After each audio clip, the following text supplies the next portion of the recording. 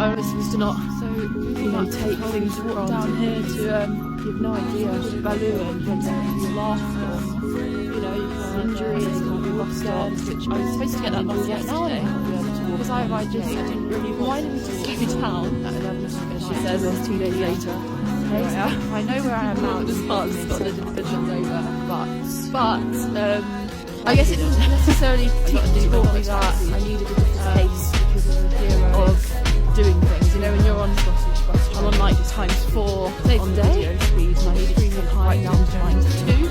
Just so I thought, what better place to do on like the best Scottish citizens are, and I just really sensed that kind of like patient, understanding, and very serene vibe. It's just a real different. Honestly, just like these things, like in the cities, my knee went. People can get to you days ago. It just buckled, and I was carrying home a big bag of, and it happens to the best of us. It really does. It happens to the best of us in and two kind men. What I mean? Like they didn't. They just really, really were so nice. And there were these like children with their parents in the morning, having breakfast. One of the little boys looked exactly like my son, maybe a couple of years older. And he was actually chatting to me. He was at the top of the stairs. Didn't say anything to him. He was just at the top of the stairs, and he just said "morning" in a Scottish accent. And he looked like my son, and he was with his mother. And it was lovely way to start the day. So that was really nice. And just like being in that tent in this double bed. I don't think I've ever slept alone in a tent with a double bed before, to be honest. Because they were expecting me to pitch up in a mobile home. That's what they were expecting us to home in a mobile home. Because I booked last minute on booking.com and it said £15, and I thought it was reduced from 30, and I thought that'll be a mobile home, it's very good value. And I thought it would be too good to be true, but it kind of really hit the spot.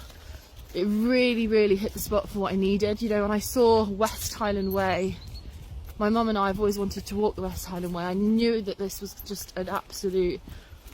It was like the last booking available, and I just went for it, just immediately went for it. When something just really grabs you.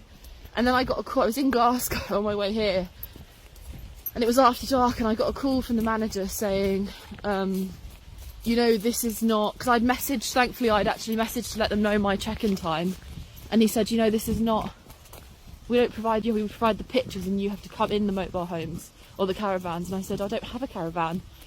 But thankfully, I'd been savvy and I'd looked at the booking.com page beforehand and read all the Q&As, read everything in detail because I was so intrigued. Basically, they said to me that he said, I said to him, would it be okay if I had a tent? Because I've never even knew that was I always thought you had to bring your own tents. But they provide tent, and he said, yeah, it'll cost you £50 though. And I said, that's absolutely fine. I'll sleep under any kind of canopy, just put me in a small tent. No bother, honestly.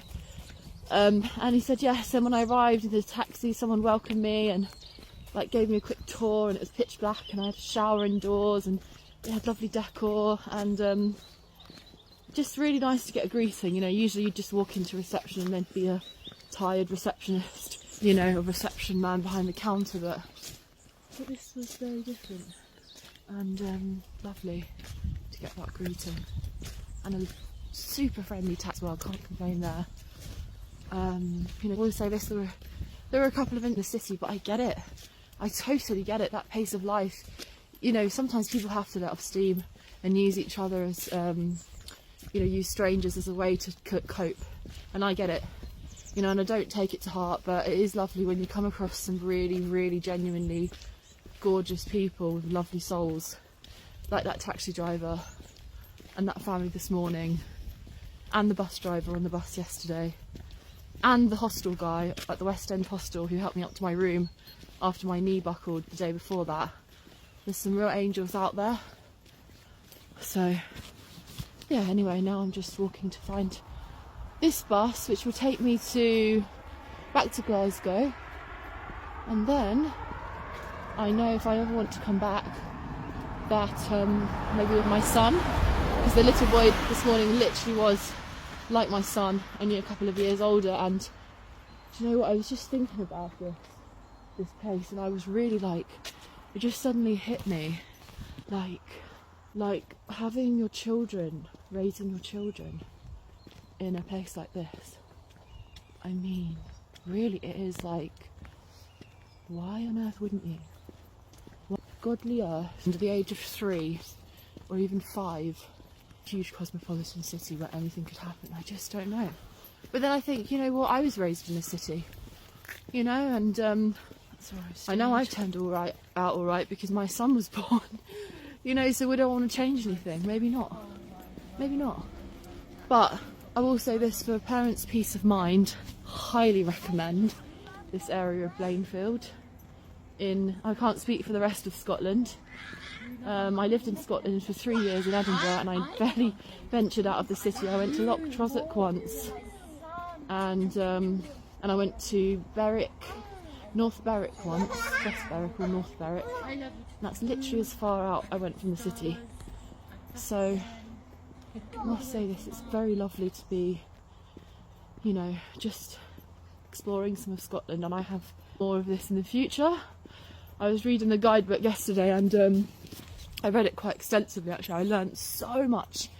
But not often I really get into a book, but I did with this one. Reading till about 1 in the morning, and I want to go to the Isle of Skye, and in particular, and don't tell anyone I've told you this, I want to stay in Rum, R-H-U-M, because Rum is meant to have the most affordable accommodation. And there's a castle in the north, so the wealthy part's in the north, the cheapskate part's in the south, but then you get the best of both worlds.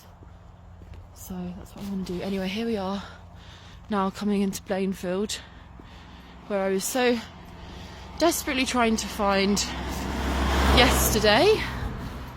So we will find our bus stop soon. I think you've seen, I'm glad I got to share this walk with you, because genuinely I feel like, for anyone who may be watching this, and it may only be 2 people, but I have genuinely shared with you right now, organically and authentically, I've shared with you one of the most beautiful parts of the whole of the UK, one of the most stunning landscapes in the world. And no, it may not be a hot sunny day like it was yesterday, but this morning when I was walking around at around 6 AM, the mist that was rising through the hilltops was stunning. So I've just shared with you a really cool moment. We've shared this moment together. One of the exactly what I needed, all this fresh air, peaceful now, and you know, I can't walk too far because of my knee, you know. Can't run anymore, no way. So we've learnt from this trip to slow down. But at the same, if I hadn't have had that knee buckle, then I probably would have continued running. And now I realise I just cannot run. And I don't think it was bad that I did, because I think I've lost a couple of pounds, but I cannot continue. It's not a sustainable option for me at this time. What is sustainable is swimming, open water swimming, biking, and gentle yoga, and gym, sit down gym machines. And that's it, to be honest. No more hiking or running, sadly. So anyway, I'll bid you farewell, and let's hope